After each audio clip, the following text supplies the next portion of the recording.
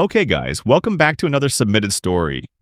This one's about a foreigner who went on a solo trip to the Philippines and ended up breaking every rule in the book when it comes to dating a bar girl. It's deep, for real, and honestly, it's emotional too. So let's get into it. I'm not too good with narration, but I'll try to make it as detailed as possible. Thank you, and thank you to everyone. It all started when I made a decision. I would say it was a crazy one because that's what got me here. After spending the last month listening to some of stories on your channel, I figured it was finally time to write in my own. Hope you can read it out too. And maybe help one or two people, and they can give me a few opinion of what they think too.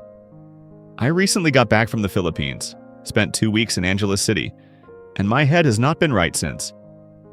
I still can't believe what happened. Let's rewind together. Well, I decided to take this trip alone. Most of my buddies are married now or locked down with kids and bills. So I said, screw it, I'm going on my own. First solo trip ever. Never done one before. And for anyone sitting on the fence about traveling solo to the Philippines, I'll tell you now, it was one of the best decisions I've ever made. It was freeing, wild, and unforgettable. You don't have to look out for anyone. I landed at Clark International Airport with barely any experience. I had heard all the rumors, bars, girls, scams, but I didn't know what to actually expect. So I got my bags, headed to my hotel near Fields Avenue, took a shower, and went out to explore the infamous nightlife. It was still early when I hit Fields. Some bars weren't even open yet. I wasn't looking to go too hard my first night. Just wanted to walk around, get the lay of the land, maybe a couple beers. That's it. I ended up stopping at a chill-looking bar with a few girls standing outside waving. You know the kind? Neon signs, cheap beer, and loud music. I walked in, sat down, ordered a San Miguel, and within seconds I had 2 girls sitting beside me. Pretty standard stuff. We chatted a bit, but I wasn't looking to bar fine anyone that night. I was just taking it all in. After finishing my beer, I moved on to another place. Then another. I must have hit 5 bars that night. Nothing too crazy, just soaking it up. Eventually, I ended up at a quieter bar close to my hotel. That's when things changed. There were barely any customers inside, but a bunch of girls were gathered around a table playing a dice game and downing shots like it was their birthday. As soon as I sat down, I had girls on both arms. They offered me a drink, and I got one for them too. Then they invited me to join their dice game. I figured it would cost me a lot in shots and lady drinks, but to my surprise, the loser of each round paid for the next one. I actually liked that system. Made it feel less like a money grab and more like a game between friends. After about 30 minutes of laughing, drinking, and getting schooled in dice, I dropped one of them by accident. As I bent down to grab it, one of the girls beat me to it. She handed it back to me, and that's when I noticed her for the first time. Her smile, it just hit me. She smiled again, kind of shy, kind of playful, and something in me just shifted. I asked her name, and she tried to say it softly, but her voice got drowned out by the music.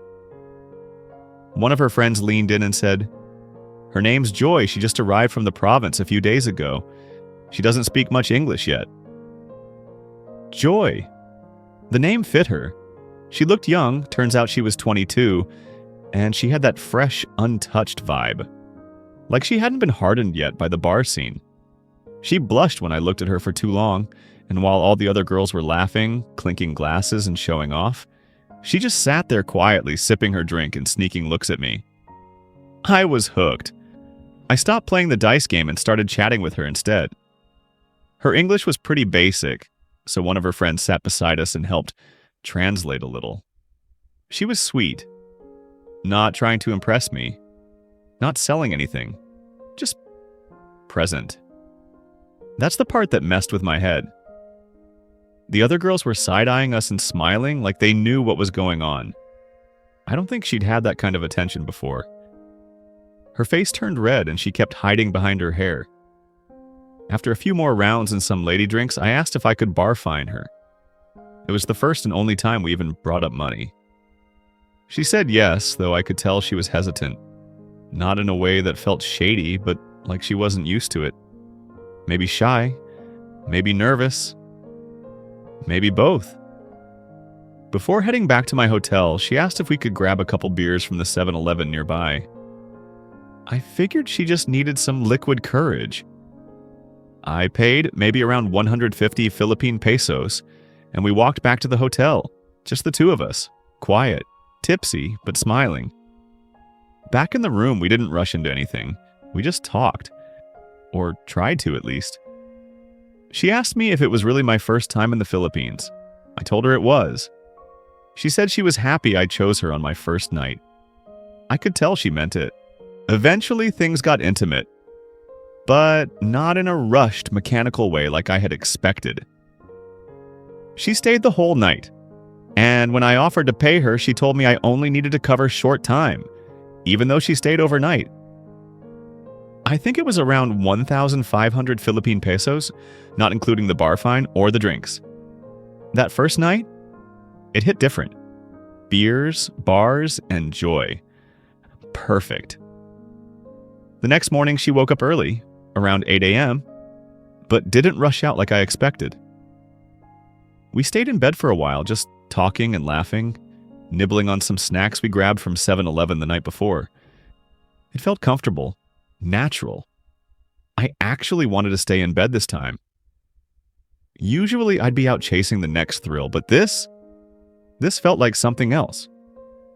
Eventually, she said she had to go home and get changed. I walked her out, gave her the 1,500 Philippine pesos we agreed on, and thanked her for the night. She smiled, said, "Thank you, Kuya," and disappeared into the street. I figured that would be the end of it. First night magic. On to the next, right? But as evening approached and I was getting ready to go out again, her face kept popping into my mind. I tried checking out a few bars, had a couple drinks here and there, but none of the girls really did it for me. It wasn't about looks, they were all stunning, but that quiet, genuine vibe Joy had, it stuck with me. Eventually I caved. I walked back to her bar just to see her again. When I asked about her, one of the other girls told me Joy wasn't feeling well and had gone home early. Disappointed, I sat at the bar anyway and ordered a beer. One of her friends joined me, flirty and touchy right off the bat. She was attractive, and if this had been any other night, I probably wouldn't have hesitated. But I kept thinking about Joy. I knew about the 3-day rule. Don't spend more than 3 days with the same girl. Don't get attached. Don't confuse the fantasy for the real thing. But I was already in deep, and this was only day 2. Before I left, I asked the bar owner if she could put the football match on Saturday night for me. She smiled and said, "Sure, for you, sir. No problem." I tipped her 100 Philippine pesos and made my way out. That night, I wandered through a few more places, met some amazing girls. Seriously, some of them could be models, but I couldn't bring myself to barfine anyone. Not because they weren't gorgeous, but because none of them were her. It was like Joy had cast some sort of spell on me, and I wasn't sure if I wanted it to wear off. Saturday came and I showed up at the bar early for the football match. As soon as I walked in, I spotted her, Joy, sitting off to the side, sipping on something light, wearing that same shy smile that had wrecked my head all week.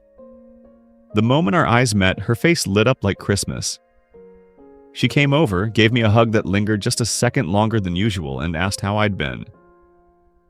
We sat together, ordered drinks, and even though she didn't care for football, she stayed beside me the entire match. She kept glancing at the screen and nodding like she understood what was happening, but really she was focused on me. She laughed at my excitement, touched my arm when I cursed at a missed goal, and leaned in when I explained what was going on. She wasn't trying to seduce me. She was just being present. And somehow, that was even more seductive. After the match, I told her I wanted to freshen up at the hotel.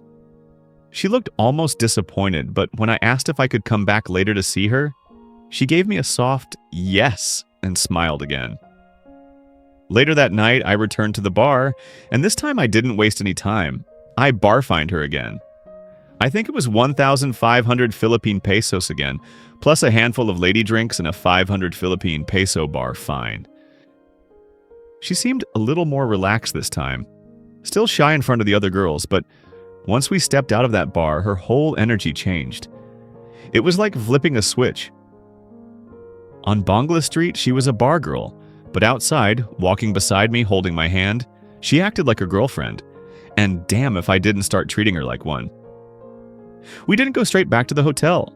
I told her I wanted to spend some time with her, just us, away from the noise. We walked along the beach, sandals off, waves gently washing up on our feet. It was quiet, peaceful. She didn't say much, but when she did, it felt honest. Real.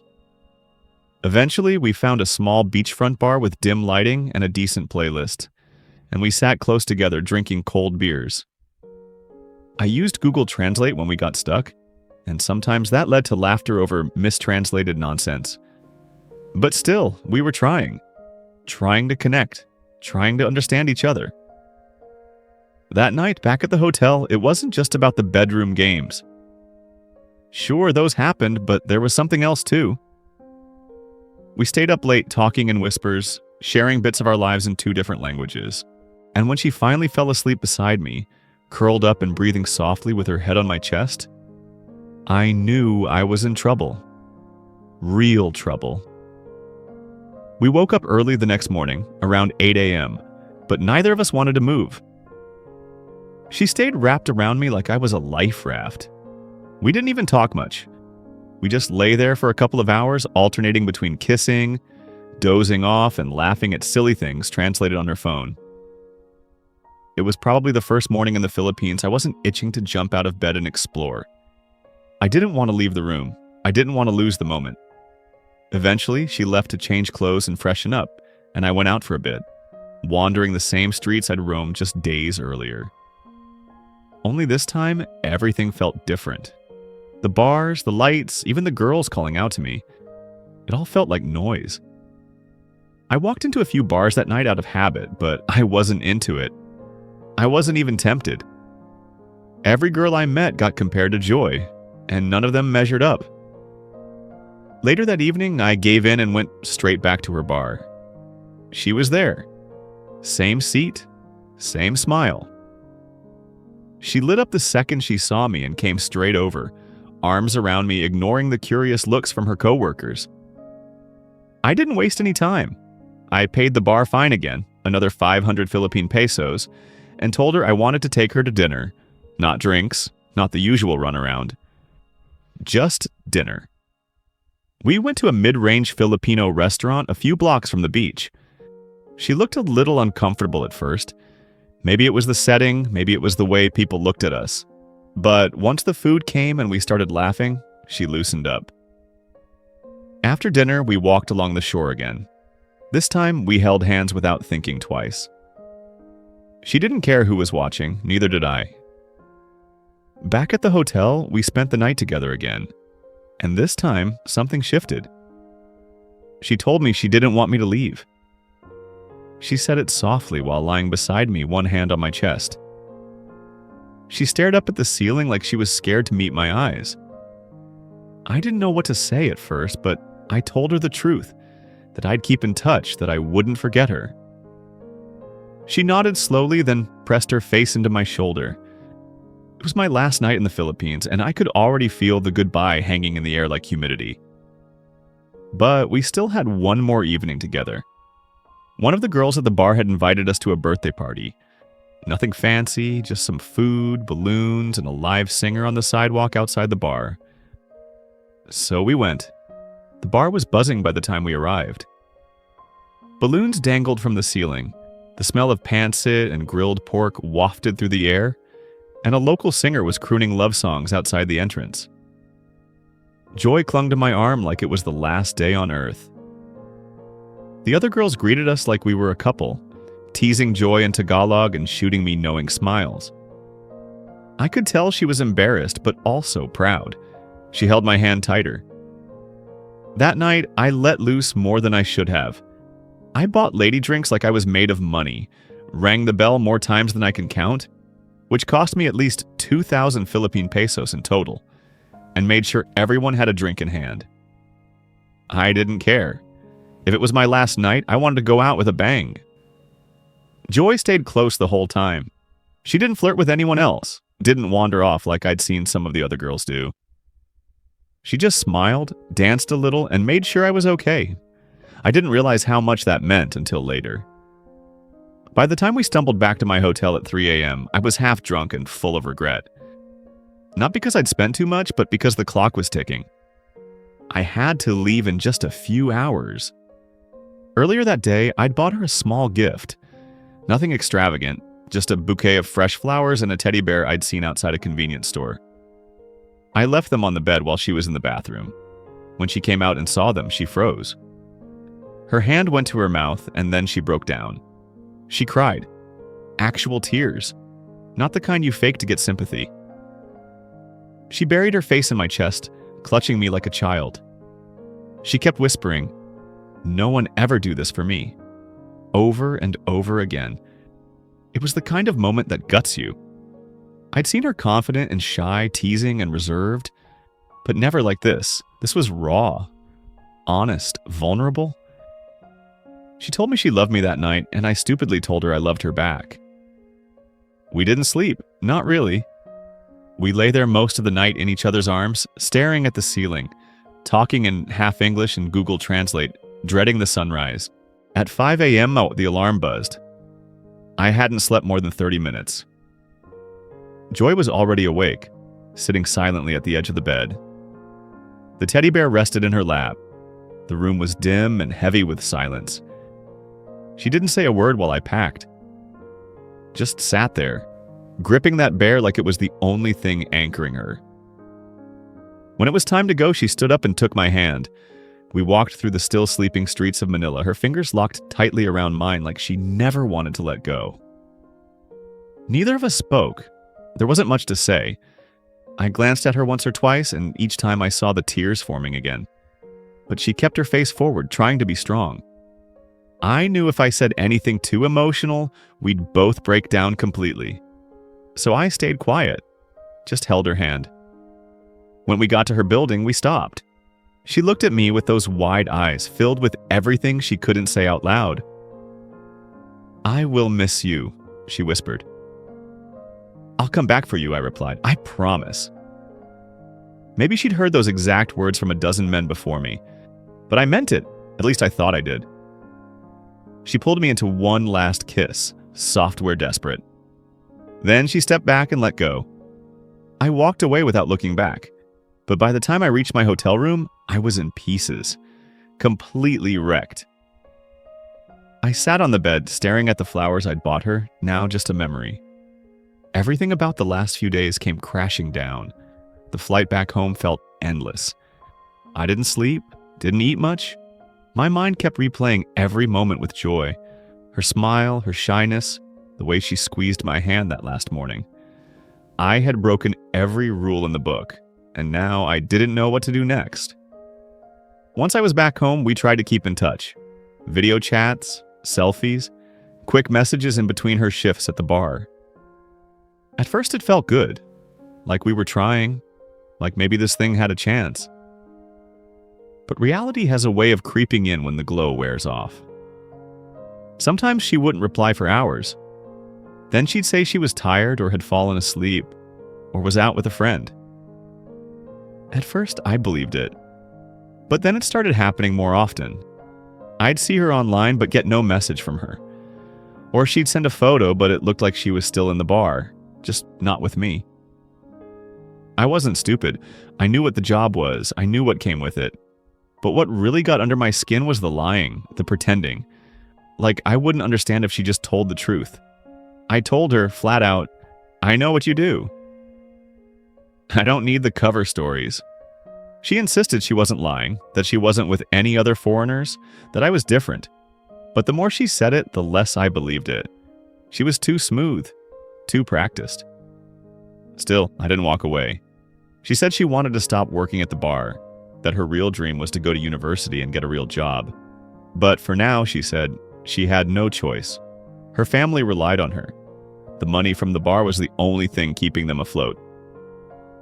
I asked her once, casually out of curiosity, "If I supported you and your family, would you quit?"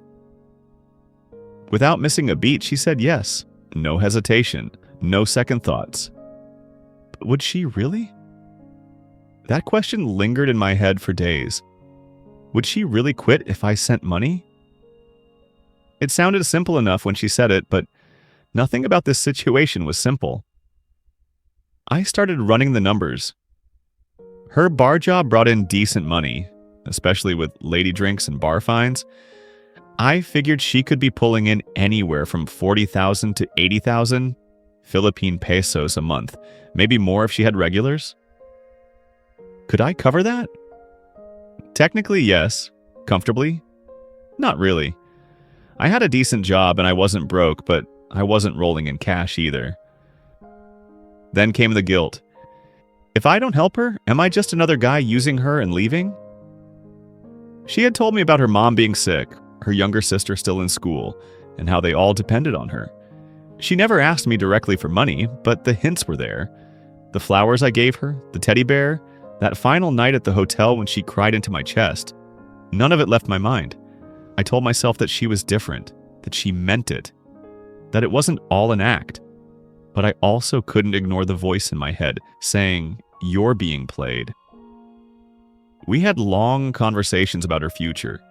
She told me she hated bar life, that she felt dirty sometimes, even though she put on a smile, that some customers treated her like she was nothing, just something to buy for the night. She said being with me felt different, like she could be herself, like a real girlfriend. Maybe it was the loneliness talking, or the fantasy of being her savior. But I started thinking seriously about it. What if I sent her 50,000 Philippine pesos a month to help her leave the bar and study? That would mean I'd be taking on a second rent, essentially. But if it gave her a better life, if it gave us a chance, wasn't that worth it? Then again, how could I be sure she'd really leave the bar? That's when the doubt crept in deeper, because I'd heard all the stories. Girls telling their foreign boyfriend they quit, while still showing up to work and pretending they were just helping a friend at the bar. Or even worse, seeing other foreigners behind their back, while cashing in from the one who thought he was the only guy in the picture. I wasn't ready to take that leap yet, but it felt like the moment was coming. Soon, I'd have to make a decision, so I started planning my return trip. 3 months. That's what I told her. I'd be back in 3 months and we'd spend a whole month together. Not just a week here or a few days there, an entire month, just the two of us. I figured that would be the ultimate test. A full month would tell me everything I needed to know. Would we still feel the same way? Would the chemistry still be there once the bar lights were off and the buzz wore off? Or was this whole thing just built on cheap tequila and soft whispers in a dim hotel room? The plan was simple. 2 weeks in Angeles City, and then 2 weeks traveling the Philippines together. Maybe Palawan, maybe Bohol, just somewhere quiet and beautiful where we could focus on us, away from the bars, the noise, the distractions. I told her the idea, and she was thrilled. Said she'd take time off work, no problem. Said she'd even quit entirely if things went well, and I was serious. But that's where the crack started showing. The moment I mentioned traveling away from Angeles City, her tone changed. "It's far," she said. "Too expensive," she added. "What about just staying here instead?" I told her not to worry. I'd cover the costs. That wasn't the issue. But it felt like maybe she didn't want to leave her comfort zone. Or maybe she didn't want to be too far from her safety net. The bar, the friends, the familiar life. It made me wonder, was she scared of losing me? Or scared of losing the backup plan if things with me didn't work out? Still, I didn't back down. I said we'd do the trip. We'd go somewhere quiet, no makeup, no lady drinks, no pretending. Just us. If she said yes and followed through, I'd know she was serious. If not, well, I'd have my answer, wouldn't I? That trip felt like a crossroads. Either we'd find something real, or I'd finally wake up from the dream I'd been selling myself. And deep down, part of me was already bracing for heartbreak. The weeks leading up to my trip felt like a slow-motion unraveling. At first, we were messaging every day. Sweet videos, good morning selfies, voice notes telling me how much she missed me. But then, little by little, things started slipping. Sometimes she'd reply late or not at all. I'd get a message hours later. Sorry, I fell asleep. Or had dinner with my cousin. Or the classic, phone no signal. I wasn't stupid. I'd heard the stories, I knew the lies. And the worst part wasn't that she might be lying, it was how casual the lies felt. Like they weren't even crafted with care, just automatic, routine. I'd ask her, you working tonight? She'd say, no, stay home. Then hours later, a photo pops up on her story. Her at the bar with friends, dressed up, makeup done, neon lights in the background. Like I wouldn't see it. One night, I asked her straight out, are you still barfining? She replied with, why you ask me that? You no trust me. That was the first time I felt something shift. The guilt trip. The deflection. It was subtle but familiar, and it hit me. I wasn't her boyfriend. I was a sponsor auditioning for the role of boyfriend. Maybe not the first, probably not the last. I told her I didn't need her to lie to me, that I already knew what her job was and I wasn't judging her for it. All I wanted was honesty. She replied with, okay, I tell truth from now. But nothing changed. The missed calls, the slow replies, the blurry videos where she always looked half distracted. I wasn't angry. I was just tired. Tired of feeling like I was the only one taking this seriously. Tired of wondering if she was texting some other guy the same sweet words she sent me. Tired of questioning if I was the backup plan, or worse, just a deposit for future stability. I started to wonder if love had anything to do with this at all, or if I was just another story in her rotation. Another guy with a heart too soft and a wallet too open. And even with all that doubt swirling around, I was still getting ready to go back. That's the part I hate the most. I booked my flight anyway. 3 months after I left, I found myself packing my bags again. Same destination, different mindset. This time wasn't about beer and bar games. This time, I told myself, was about clarity, closure, maybe even commitment. Or maybe I was just looking for confirmation of what I already feared. I told her I was coming a week before my flight. Her reaction was underwhelming. No squeal of excitement, no countdown. Just a simple, okay, I wait for you. That should have told me everything. But my heart wouldn't let go of the first version of her. The shy girl in the bar, the quiet giggles, the way she clung to my hand like I was her lifeline. We agreed we'd spend the first 2 weeks in Angeles City. Then maybe head to Cebu or Siargao. Just the two of us. No bar, no noise. Just beach sunsets and real conversations. A test drive of what life could be like. But here's the thing, I was the only one planning that trip. She didn't ask about hotels. Didn't talk about places she wanted to visit. All she asked was, will you help my family if I stop working? There it was. No hesitation. No build-up. Just straight to the point. Not even wrapped in romance or flattery, just business. And I get it. That's the game. That's the deal for many of these women. But hearing it so plainly with zero effort to pretend otherwise, it broke something in me. I asked her again, just to be sure. If I support your family, will you really leave the bar? She said yes. But her voice lacked conviction, like a script she'd read 100 times before. I knew deep down I couldn't control what she'd do when I left again. And that's the killer. Knowing the future you're investing in might be built on rented affection. Still, part of me wanted to believe. Maybe this time would be different. Maybe I'd be the story that ended well. The guy who got the girl, saved her from the neon trap, and built something real? Or maybe I'd just be the next chapter in her survival story.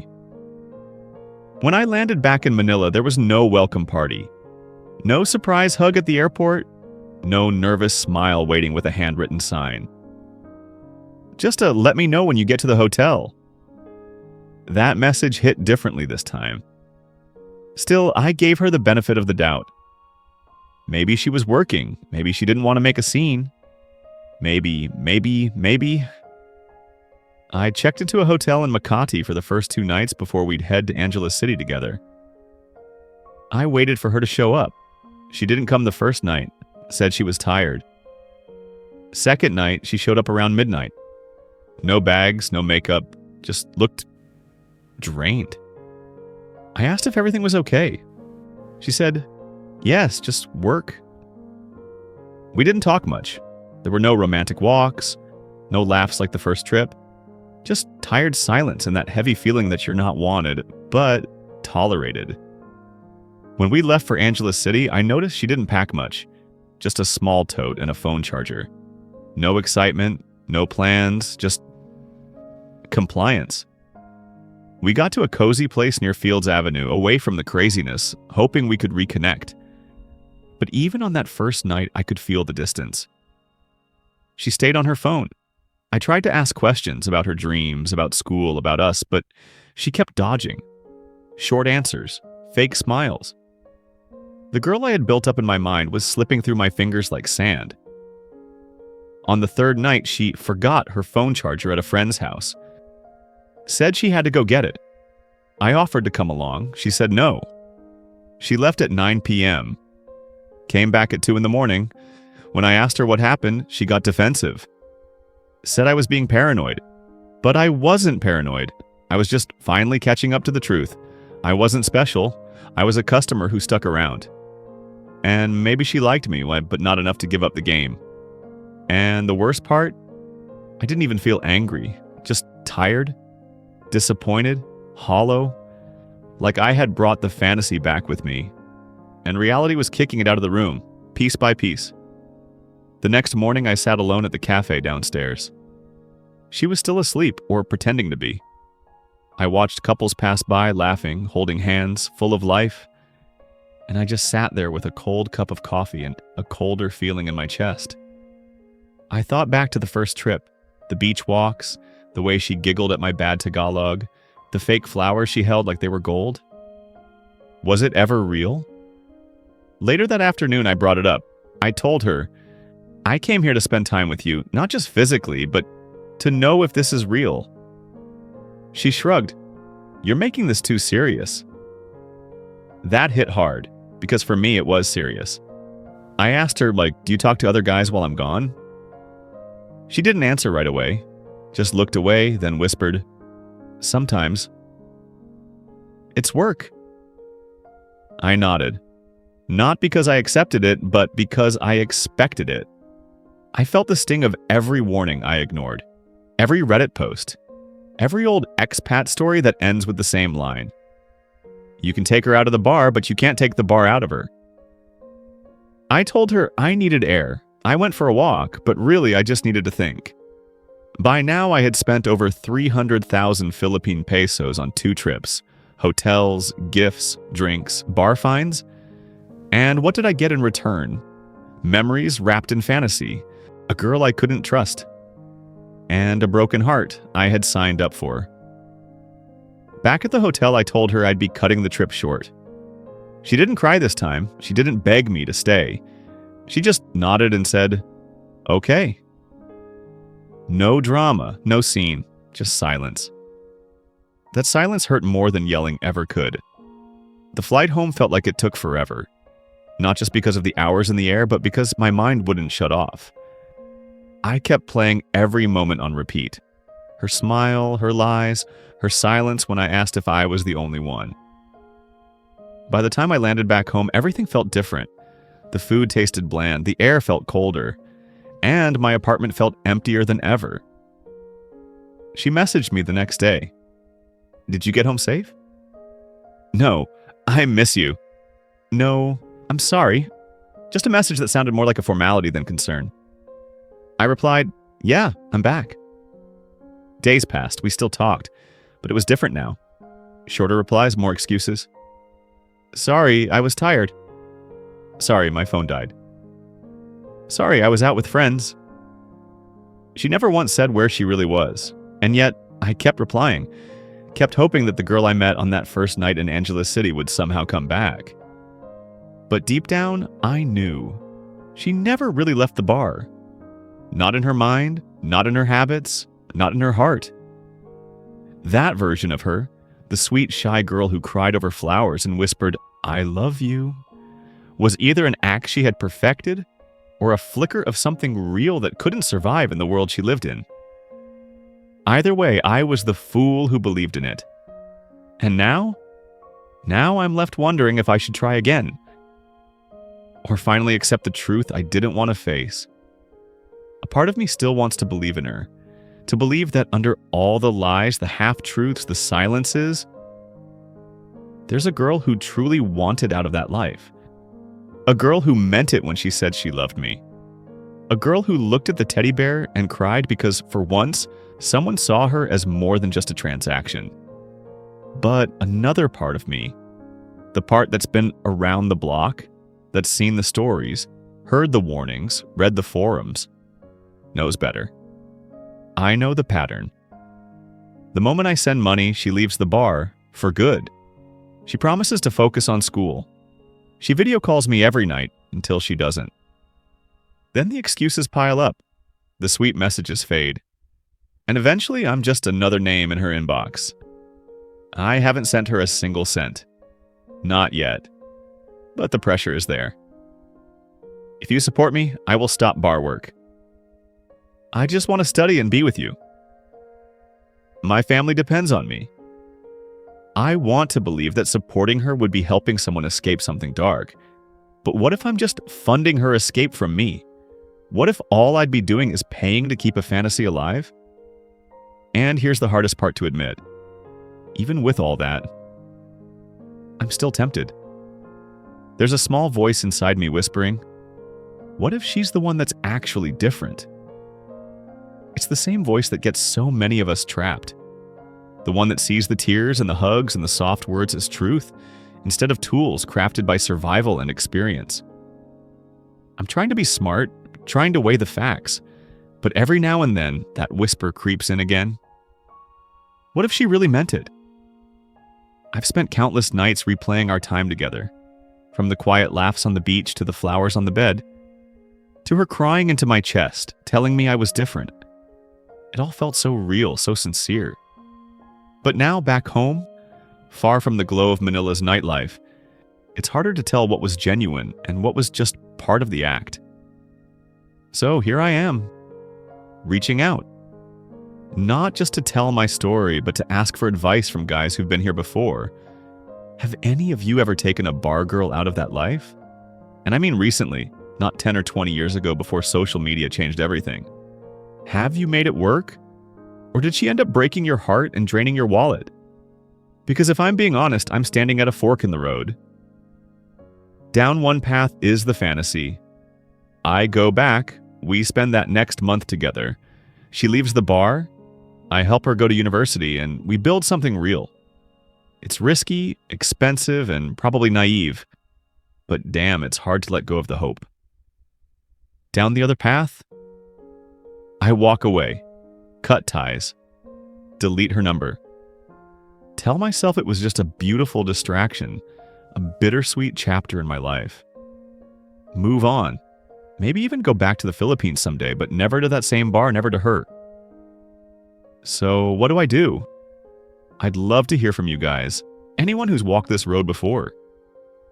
What happened when you thought she was different? When you thought you could rescue her? Was it worth it? Or did you just end up another sad story? I'll be reading the comments, and maybe I'll send in a part 2 depending on what happens when I decide to maybe go back someday. I hope you share my story soon.